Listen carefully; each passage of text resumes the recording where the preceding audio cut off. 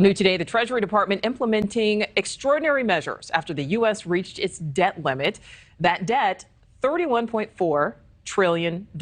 And the clock is now ticking to get the debt drama in check. Lawmakers need to raise or suspend the debt cap, but Congress remains divided. Republicans pressing to use this debt limit as leverage to obtain spending cuts. But at the same time, Democrats oppose any reductions, and it's leading to this stalemate.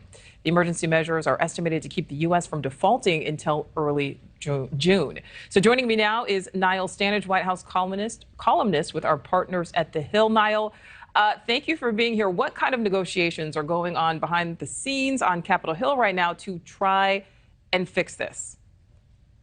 There are very few negotiations, Nichole, at least if we're talking about negotiations between the parties.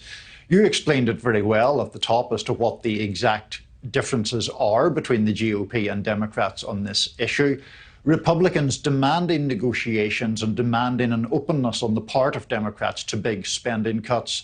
But Democrats arguing that they don't want to do that, that it sets a precedent that is unhealthy, that the raising of the debt ceiling is a fundamental duty of Congress, and also pointing out that Republicans did acquiesce to raising the debt ceiling 3 times during former President Trump's time in office. So Democrats arguing that this is an argument of convenience rather than principle.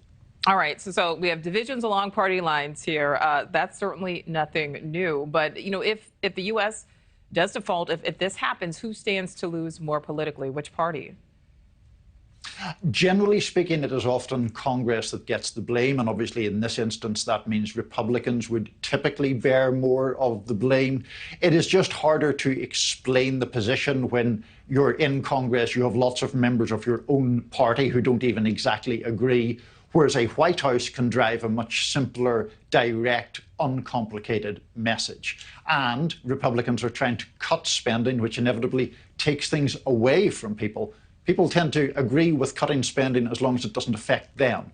And that is where the rub lies on this, politically speaking. And just really quickly, now we know this new House was just sworn in. Is this what we can look forward to as the year progresses, this back and forth between the parties and lawmakers?